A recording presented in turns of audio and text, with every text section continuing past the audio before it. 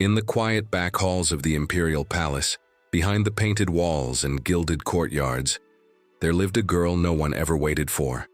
Her name was Leon. She wasn't born to a known family. No legacy clung to her name. No powerful uncle sent gifts in her favor. Her mother had been a humble scroll keeper, and when illness took her away, Leon stayed in the palace simply because there was nowhere else to send her. She was not precious enough to be adopted, not clever enough to be promoted, and not beautiful enough to be noticed. So she stayed.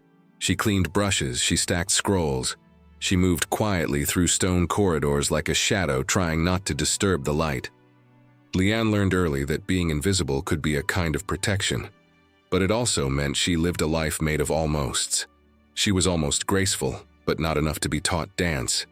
She was almost clever, but not clever enough to be a scholar. She was almost pretty, but never quite beautiful. She had grown used to watching other girls be chosen for lessons, for roles, for affection, while she waited in the background, helping quietly, always trying to do just enough to be useful, without being too visible. She knew how to sew a page back into a broken book binding, how to unroll parchment with one hand while balancing an inkstone with the other. She knew the scent of aged rice paper, the way candle smoke curled toward the rafters, the slight crackle of a dry brush across silk. And still, she never heard anyone say her name unless it was to assign a task. Her world was small, but she made it meaningful in the only way she could, through effort, through care, through trying. Every morning, Leon walked the same narrow path from her shared room to the rear archive, where records too old to be of use were kept. It was here that she worked each day, surrounded by quiet. It suited her. No one spoke to her there. No one asked about her thoughts. No one challenged her sense of belonging. She spent hours alone, copying poems from fading scrolls into new parchment, preserving lines no one would likely read. And still, she made each stroke perfect, because effort was the only kind of beauty she believed she could offer. She had long accepted that her worth would never be seen in the mirror, so she poured it into every line of calligraphy. Her brush became an extension of herself, precise, steady, silent. She believed, perhaps wrongly, that if she could not be remembered for her face, then maybe she could be remembered for her hands. Once, she had asked herself what it would feel like to be chosen, not for duty, not for availability, but because someone simply wanted her, just as she was. The thought never stayed long. She always chased it away before it could settle. She couldn't afford to want something that did not belong to her. Sometimes, late at night, she sat at the edge of her sleeping mat and ran her fingers over the edges of old scrolls, imagining who had written them. Had they been loved? Had their names meant something? She would never know. But still, she copied their words with care, as if her quiet reverence might keep them alive. She never questioned why no one praised her for it. She didn't expect praise. That, too, was for others.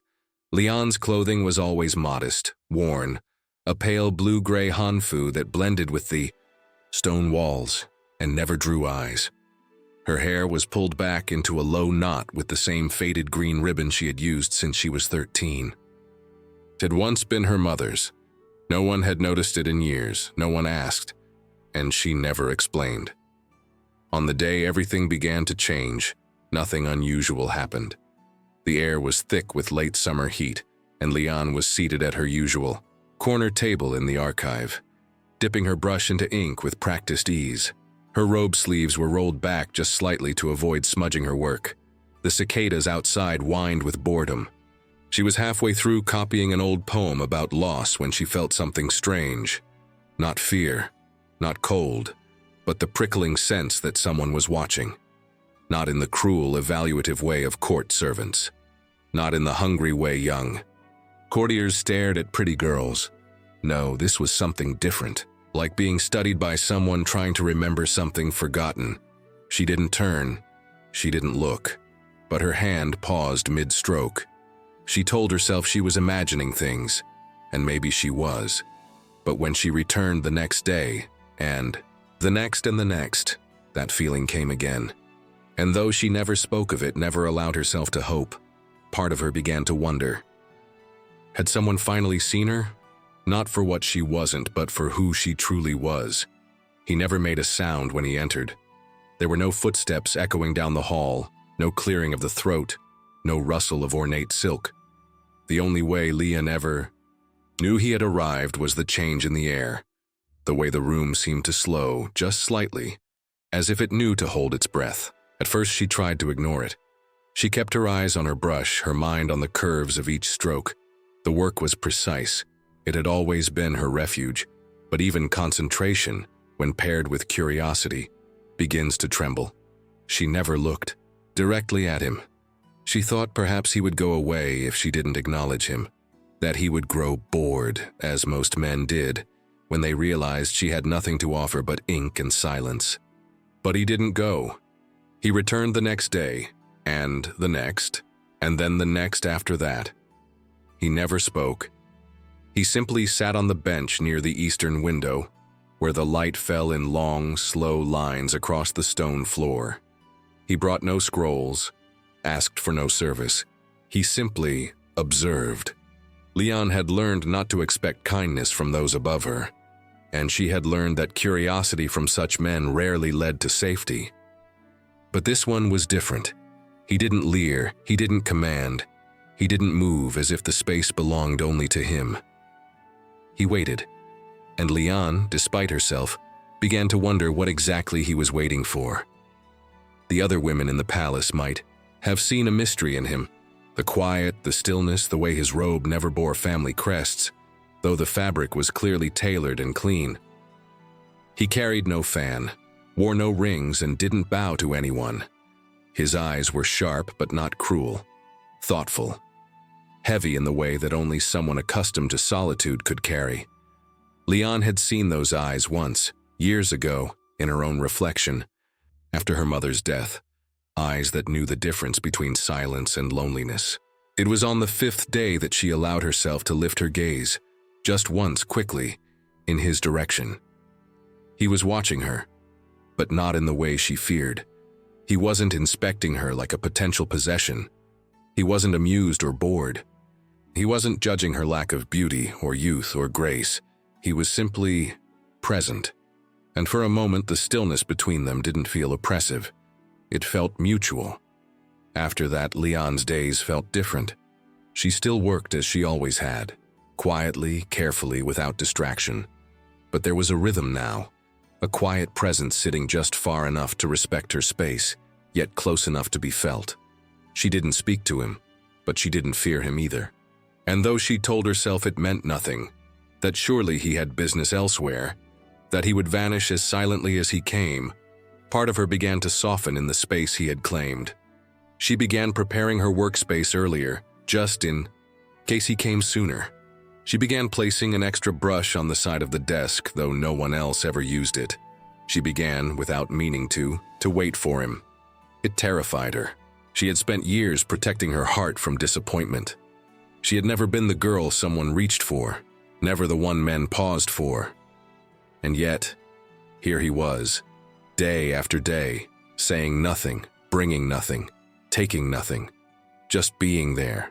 And in his silence, Leon began to hear something she had never been told before, that maybe, just maybe, she didn't have to become someone else to be worth watching. Maybe she had already been enough, and he was simply the first to see. Leon had grown used to being invisible. There was safety in it, she thought. If no one saw her, no one could take what little she had. If no one expected anything from her, she couldn't disappoint them. This belief had settled into her bones early, wrapping itself around her like a second skin, not made of silk or status, but of quiet restraint.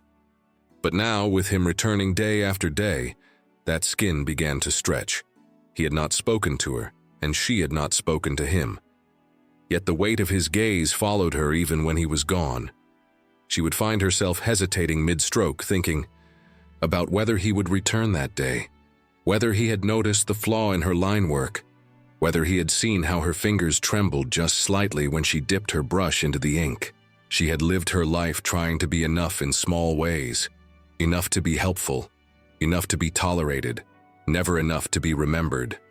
And now, for the first time, she feared she might be seen, truly seen, and found lacking. At night, she lay on her narrow sleeping mat and replayed each moment he had sat beside her. The silence they shared had begun to take on shape. It wasn't empty anymore. It had a presence, a breath. But with it came an old, familiar ache. She was not beautiful, not in the way palace women were trained to be. She had no ivory skin powdered to perfection, no delicate hands that played instruments or served tea with practiced grace, no long neck adorned with jade, no voice like honeyed water. She had ink-stained fingers, plain features, and a voice that barely spoke above a whisper. What could someone like him possibly see in her? The thought made her heart tighten, because it wasn't just about being seen, it was about being chosen. And Leon had never dared dream of being chosen by anyone. One morning, while sweeping the floor of the archive before her duties began, she overheard two attendants whispering in the corridor. They were talking about a man, a noble son, perhaps a distant prince, who had returned from military service in the north. A man who refused court politics, who rarely spoke, and who had been spotted walking near the old garden wing. Alone. Leon said nothing, but her breath caught. She knew they were speaking of him. The man who sat by her in silence, whose gaze never wandered. The one who had made her world feel both smaller and fuller at once. The others called him mysterious. They wondered what he wanted. But Leon had begun to understand. He wasn't watching her for amusement. He was waiting for something to open, something inside her. She tried, over the next few days, to make herself smaller again. She avoided looking in his direction. She focused harder on her work. She left before he arrived, returned after he was gone. But even that distance did not protect her, because now the idea of being worth something had begun to take root. And roots, once planted, resist being pulled. One afternoon, she lingered in the garden behind the archive after her duties ended. The sun had dropped low, casting golden light across the stone path. Plum blossoms clung to the trees. A breeze moved the silk of her sleeves. She stood near the edge of the koi pond, staring into her own reflection. She saw a girl with tired eyes, a face too round, hair tied with the same old green ribbon. She saw her posture, slightly hunched, her hands folded awkwardly in front of her. She saw, as she always had, someone trying too hard to be enough. But for the first time, she also saw the gentleness in her own eyes, the softness of her expression, the steadiness of a girl who had endured loneliness and still chose to be kind. And she wondered, truly wondered, if that was what he saw too. Not beauty, not perfection, but quiet strength. That evening, she returned to the archive just as the last light began to fade. He was already there. He sat by the window, watching the sun disappear behind the roof tiles. She entered without sound. This time she sat beside him. No brushes, no scrolls, no tasks. Just the two of them in the golden hush of dusk. And in that moment, for the first time in her life, Leon did not feel like an almost. She felt present, real, enough. In the palace, silence is rarely empty. It carries meaning. It listens more than it speaks. It stretches between people like a veil, sometimes protective, sometimes suffocating. And when silence grows too long around two figures seen together too often, the palace begins to fill that space with whispers. Leon had lived years beneath the notice of gossip. No one had ever cared to speak her name outside of duty. But now, even the stillness around her felt watched. The other attendants moved differently around her. Some offered tight smiles that didn't reach their eyes. Others simply turned their backs. And when she passed, she could feel their curiosity press against her like the weight of too many unspoken questions. It wasn't just about him anymore. It was about her. Why her? What had she done to earn his presence? Why did a man of such stature sit beside the girl who wore the same robe every week and tied her hair with a worn ribbon from another life? No one asked her these things aloud. They didn't have to. She heard it in the space between steps, in the sudden silence when she entered a room. In the cautious way, the old scroll keeper began assigning her less visible tasks. as though hiding her again might undo whatever had begun. Leon tried to convince herself it didn't matter, that her work would continue, that his presence would remain, that rumors like dust would settle if left undisturbed. But she was wrong, because the court did not ignore what it could not explain. And one afternoon, she was summoned. The summons came softly, a folded slip of paper delivered by a silent hand, no name, no seal. Just the quiet suggestion that she appear in the Western Pavilion after her duties ended. She went without protest. She was led through unfamiliar corridors, where the scent of jasmine lingered, and the lanterns glowed with richer oil. When she entered the room, a woman sat waiting, poised, elegant, her robes embroidered with phoenixes in flight. Her hair was adorned with jade pins, her posture effortless. This was not someone who spoke often. This was someone who only needed to look. The woman did not raise her voice. She did not accuse. She simply asked gentle questions, each one lined with silk and shadow.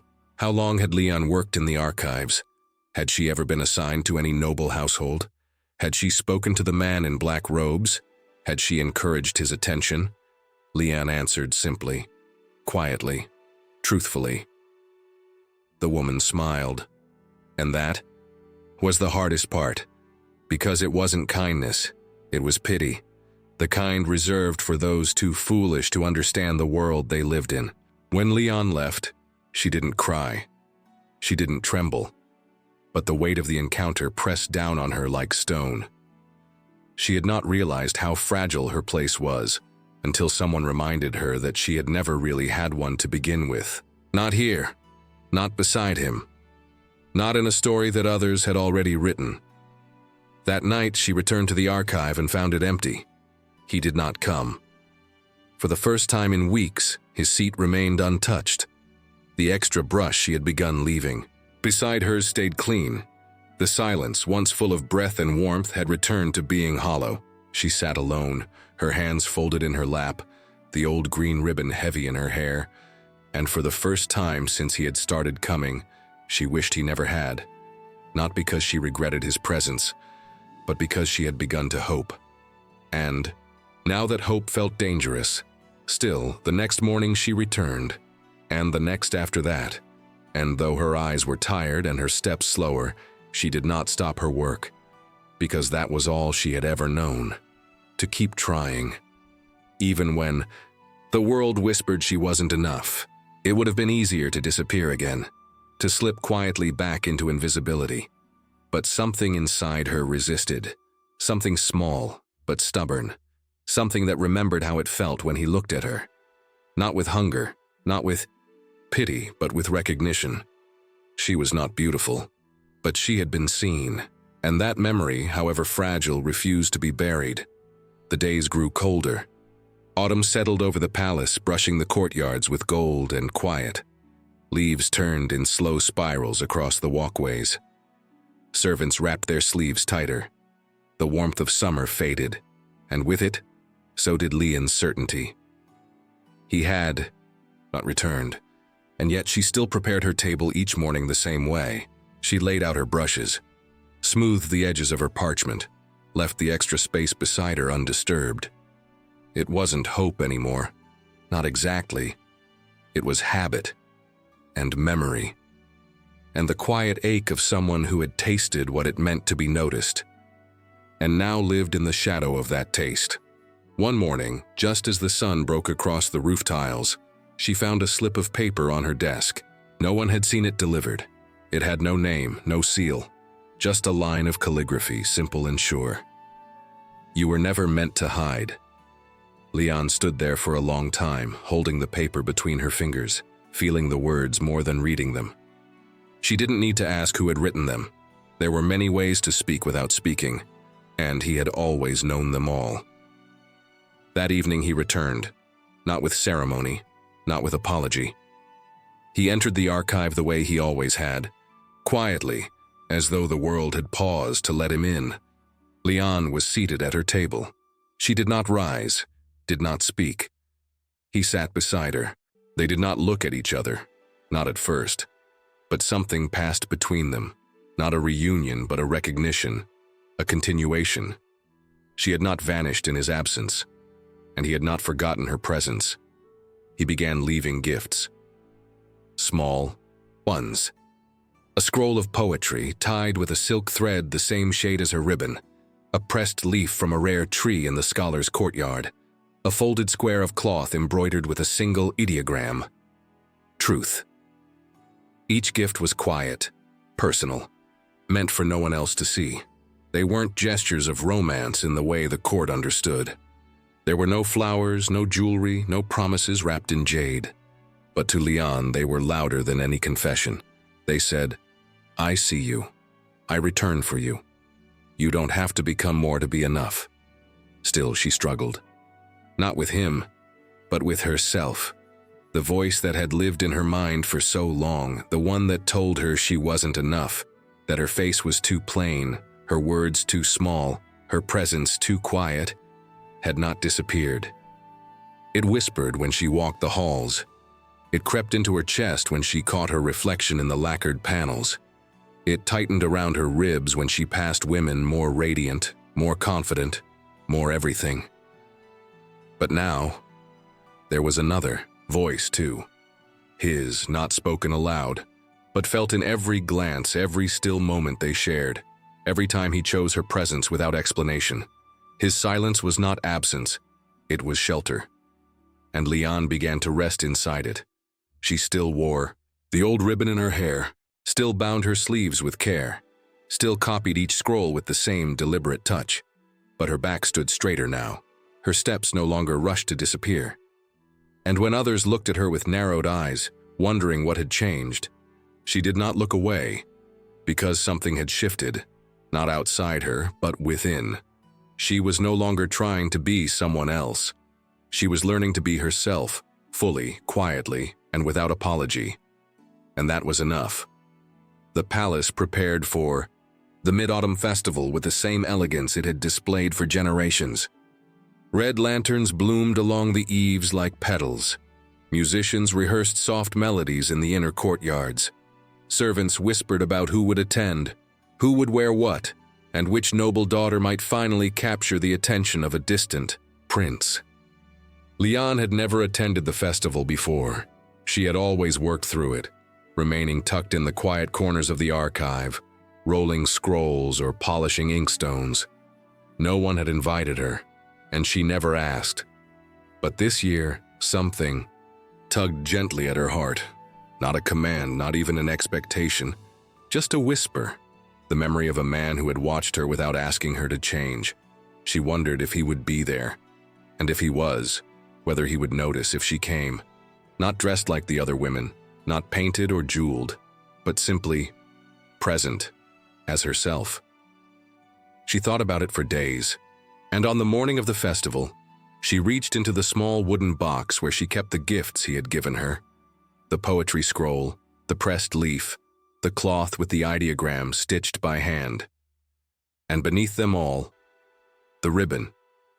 The one she had once found at her desk, deep blue like twilight, soft as breath. She had never worn it, not because she didn't want to, but because it had felt too much like a wish. And she had been afraid of what would happen if it didn't come. True, but now she tied it into her hair. And for the first time in years, she didn't feel like she was pretending to be someone more beautiful. She felt ready. The outer courtyard glowed that evening. Lanterns danced in the breeze. Cups of tea steamed gently on polished tables. Musicians played melodies that shimmered like light on water. Leon entered quietly, unnoticed at first. Just another figure among many. Her robe was simple, her shoes soft, but her steps were steady. And when she looked across the courtyard, she saw him, standing near the garden path away from the crowd, his posture calm, his expression unreadable, but his eyes were already on her. He didn't move, not immediately. He simply watched her as she approached, his gaze meeting hers, as though he had been waiting all night. She reached him slowly. Neither of them spoke. There was no need. He extended his arm toward her. A simple gesture, but it carried the weight of everything unspoken between them. She placed her hand over his, and the quiet that had once been their hiding place became their promise. Not loud, not declared, just real.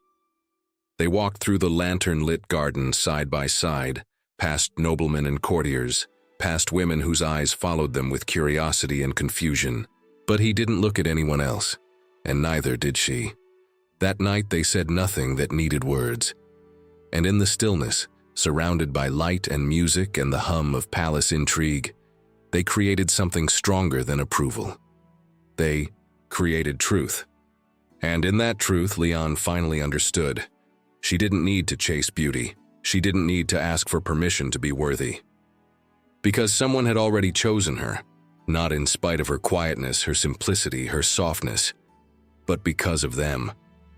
Time moved differently after that night. There were no sudden announcements, no declarations, no shift in her title or place. The court, busy with its own ambitions, soon turned its gaze elsewhere.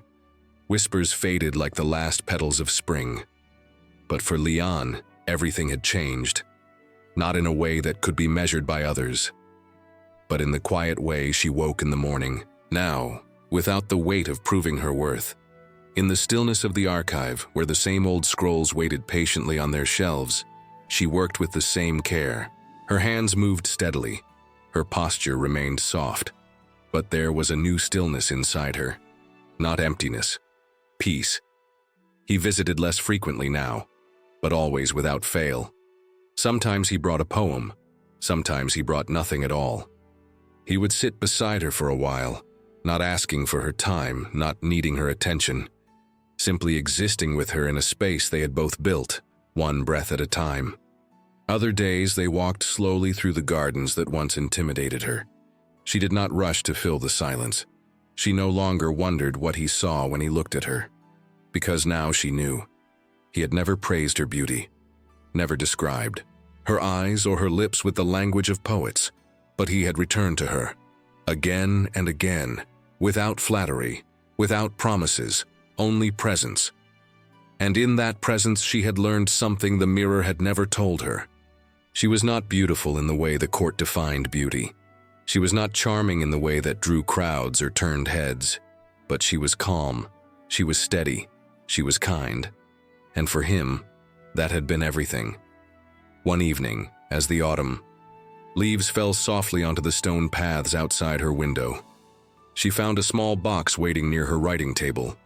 Inside, folded carefully in silk, was a hairpin, silver, delicate, shaped like the quiet curve of a brushstroke caught in wind.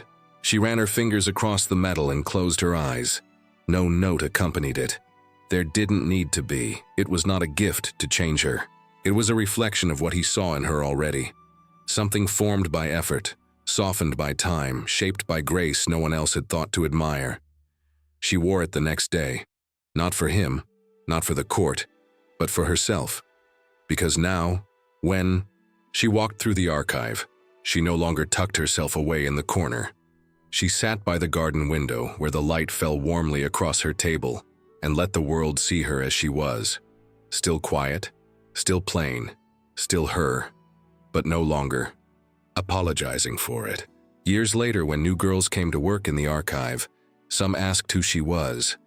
The woman with the soft voice and the silver hairpin, the one the guards seemed to nod to with more respect than expected, the one who sometimes disappeared into the upper halls without explanation.